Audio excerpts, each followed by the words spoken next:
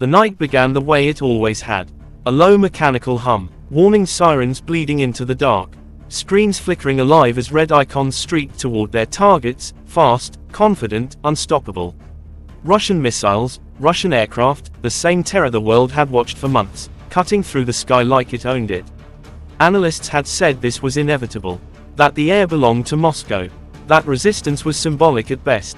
Then something changed. Radar screens filled not with fear, but with order. Lines converged. Signals locked. Alarms screamed, then cut out. One by one, the icons disappeared. Not diverted, not delayed, gone. Above Ukrainian cities, explosions bloomed in the sky instead of on the ground, flashes of light swallowing weapons that were never supposed to be stopped. For a brief moment, the sky itself seemed to hesitate. Russian pilots pulled back. Missiles vanished mid-flight. The silence that followed wasn't relief. It was disbelief, because this wasn't supposed to happen. For years, Russia's aerial dominance had been treated like gravity. Permanent, unchallengeable, an iron law of modern warfare. The assumption wasn't whether Ukraine could survive, but how long before the sky crushed whatever hope remained. Every strike was meant to remind the world who controlled the air, who dictated fear, who decided whose homes would still be standing by morning. And yet, on this night, the fear reversed direction. Inside command rooms and underground bunkers, people who had spent their lives preparing for worst-case scenarios stared at their screens, frozen. Not cheering, not speaking, just watching the impossible unfold in real time. This wasn't luck. This wasn't a fluke. This was precision, discipline, a system working exactly as intended. Across the world, the shock rippled outward. Military forums went quiet. Commentators paused mid-sentence. The narrative everyone thought they understood suddenly felt fragile. If the sky could be challenged, what else had been wrong all along? For Ukrainians, this wasn't just defense. It was dignity, proof that survival didn't require permission, and that power didn't only belong to those who claimed it first. The air that had once delivered terror now carried something else entirely, a warning that the rules were changing.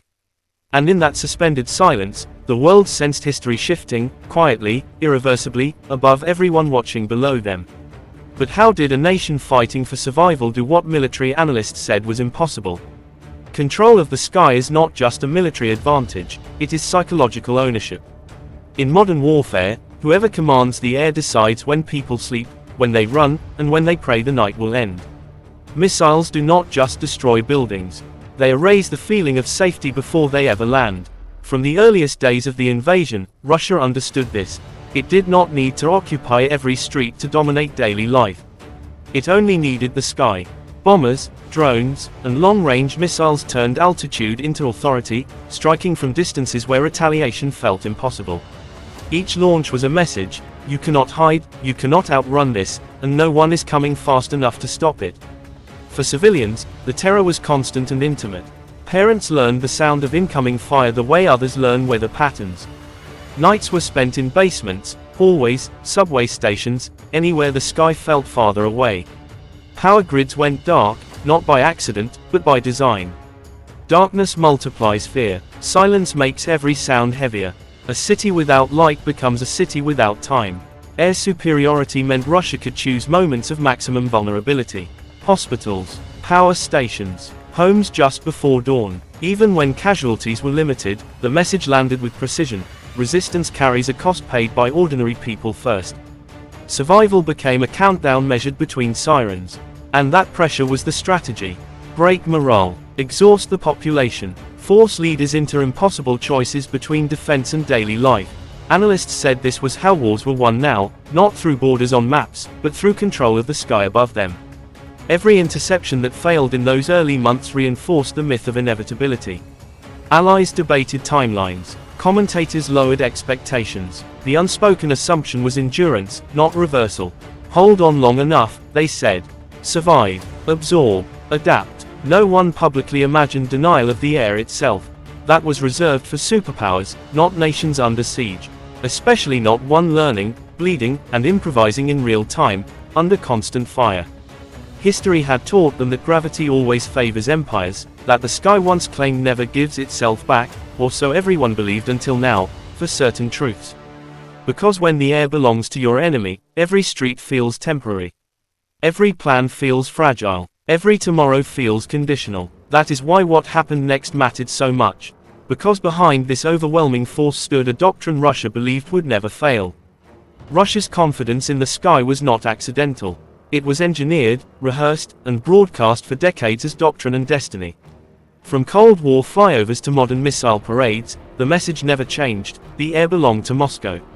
Speed, altitude, and intimidation were treated as substitutes for restraint. Control was measured not by precision, but by fear. Advanced fighter jets roared across television screens as symbols of inevitability. Hypersonic missiles were unveiled like prophecy, described as unstoppable, untraceable, untouchable. Commentators repeated the claim until it hardened into fact. Russia did not just prepare for air dominance, it built its identity around it. The sky was its inheritance, its advantage, its proof that resistance was futile. When the invasion began, that belief turned into performance. Missiles were launched not only to destroy targets, but to stage a spectacle. Explosions were meant to be seen, recorded, replayed. Each strike was a reminder of hierarchy. One side watches from above, the other hides below. Ukrainian air defenses, Russian officials said, would collapse in days. Perhaps hours. The outcome was treated as administrative. This arrogance was reinforced by history selectively remembered. The Cold War had taught Russia that intimidation worked, that overwhelming force raised questions before they were asked. Precision was secondary, accuracy was optional, the goal was shock, and shock, they believed, would do the rest. But propaganda has a dangerous flaw. It convinces the speaker before it convinces the audience. Behind the boasts, cracks quietly formed. Missiles missed their targets or struck empty ground. Expensive weapons were spent on symbolic damage rather than strategic necessity. Pilots hesitated where confidence had been promised. Each failure was dismissed publicly, explained away as strategy, as restraint, as misreporting. The narrative held, but only because no one was supposed to look too closely. Russia underestimated what it could not intimidate. It assumed fear would replace coordination. That panic would prevent adaptation. That a nation under attack would fracture rather than learn. The doctrine relied on submission, not resistance, on collapse, not creativity. It had no patience for an opponent that absorbed blows and kept calculating. As weeks passed, the sky remained crowded, but the results grew less decisive. Air power that was meant to end the fight instead prolonged it. The very weapons designed to enforce inevitability were being consumed at unsustainable rates. Still, the rhetoric never changed. Victory was always imminent. Superiority was always intact. Doubt was never allowed to surface. Generals spoke of dominance as if it were permanent, as if technology alone could replace judgment. War games assumed perfect conditions, compliant targets, predictable responses. Training emphasized spectacle over sustainability, speed over integration. Each success was amplified, each weakness buried. Intelligence warnings were filtered through pride. Logistics were treated as background noise. Adaptation was considered unnecessary when intimidation was assumed to be sufficient. Even failures were framed as intentional restraint, proof of moral superiority rather than operational strain. Over time, belief replaced assessment. The sky was no longer something to be defended or earned, but something owned by narrative. And narratives, when left unchallenged, grow brittle. They cannot bend. They cannot listen. They only repeat themselves, louder each time, until reality interrupts. That interruption was approaching faster than anyone inside the doctrine was prepared to recognize or admit before it shattered everything. But while Russia looked down from the sky, something was quietly rising from the ground. Ukraine did not begin this war with the sky on its side. Its air force was smaller, its systems older, its runways constant targets. Every day began with damage reports and ended with calculations about what could still function by morning. Survival was never guaranteed. It was negotiated, hour by hour, under pressure. Against sleek bombers and hypersonic threats, Ukraine's defenses looked uneven on paper. Aging launchers, limited interceptors, crews forced to move constantly to avoid detection. Every engagement carried risk. Every radar activation invited retaliation. There were no illusions of dominance, only responsibility, and the quiet understanding that failure meant lives lost below.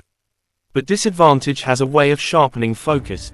Engineers worked through nights, adapting systems never meant to speak to each other.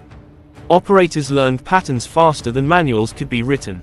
Information flowed laterally, not hierarchically. Decisions were made close to the threat, by people who understood what was at stake because they lived under it. Learning happened under fire. Mistakes were paid for immediately, so they were never repeated lightly. Each interception, each miss, became data. Routes were adjusted, timing refined, expectations recalibrated. Ukraine did not wait for perfection. It improved in motion, absorbing lessons as missiles crossed the sky above cities still awake. Civilians were never abstract in these calculations. Every choice carried faces, names, neighborhoods. Protecting infrastructure meant protecting hospitals. Defending power grids meant preserving warmth, water, and communication. Defense was not about territory alone, but continuity of life. The mission was never symbolic. It was personal. Allies played their part, but adaptation remained local. Equipment arrived with manuals written for different wars, different assumptions. Ukrainian crews translated not just language, but philosophy. They made systems work together that were never designed to meet. They closed gaps with ingenuity when resources ran thin. Calm became a discipline. Under sirens and exhaustion, crews learned to breathe evenly, to wait for the right moment instead of reacting to fear. Precision replaced panic. Where Russia relied on intimidation, Ukraine relied on coordination. Where Russia performed dominance, Ukraine practiced defense. The contrast deepened with every engagement. This was not the story outsiders expected. A country under siege was supposed to crumble or plead. Instead, it organized. It learned. It adapted faster than predictions allowed. What looked like fragility from afar was flexibility up close. What looked like weakness became responsiveness. The ground effort mattered as much as the sky. Spotters, technicians, planners, all feeding the same purpose. A network formed, not glamorous, not loud, but resilient. The system did not seek headlines. It sought effectiveness. And slowly, quietly, effectiveness began to show. By the time confidence shifted, it did not announce itself. There were no speeches, no declarations. Only subtle changes in posture, in timing, in response. Fewer impacts. More interceptions. Longer pauses between strikes. Patterns breaking where patterns once ruled. Ukraine did not claim the sky.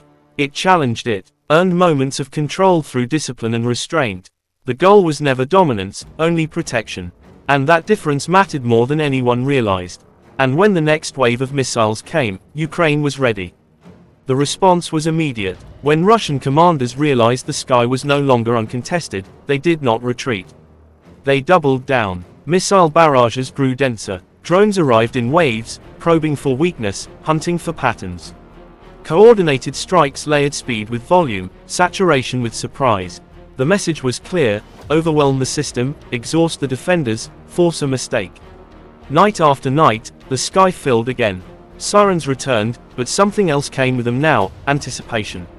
Ukrainian crews no longer waited helplessly for impact. They waited for signals. Screens lit up, not with chaos, but with structure. Each incoming threat was tracked, prioritized, assigned. The air became a space of calculation rather than fear. Russia pushed harder. Launch sites multiplied. Trajectories shifted. Tactics changed midstream. Where intimidation had once sufficed, urgency now crept in. Strikes that were once spaced became compressed. Precision gave way to volume. The goal was no longer dominance, but pressure. Ukraine absorbed it. Interceptions began stacking. 1 success raised expectations. 2 raised confidence. 3 forced adjustment. Each explosion in the sky tightened focus below. Crews moved faster, spoke less, trusted the system more. Timing sharpened. Coordination deepened. The margin for error shrank, and Ukraine operated comfortably inside it. The contrast grew unmistakable. Russia reacted. Ukraine anticipated. Drones slipped through, but fewer each night. Missiles landed, but farther from their targets. Some strikes failed entirely, detonating harmlessly above empty streets. Each partial failure disrupted Russia's rhythm. Each successful defense strengthened Ukraine's resolve. The balance was not yet broken, but it was bending. Frustration crept into the assault. Russian strikes lost coherence, arriving out of sequence, aimed broadly rather than decisively. Expensive weapons chased diminishing returns. The sky grew crowded, but less effective. Power once projected effortlessly now required constant reinforcement. On the ground, calm held. Crews rotated without panic. Systems were repositioned before they could be targeted. Communication stayed tight, efficient, unbroken. There was no celebration, no sense of arrival. Only work, only focus. For civilians, the difference was subtle but profound.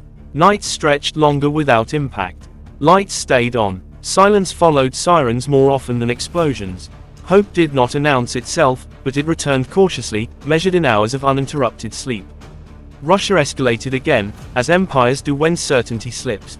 More drones, faster launches, higher risk. The sky became a test of endurance, not just technology. And endurance favored those defending their homes. With every exchange, the message changed. The air was no longer a one-way threat. It was contested space, dangerous, uncertain, alive. Then came the night that changed the balance forever.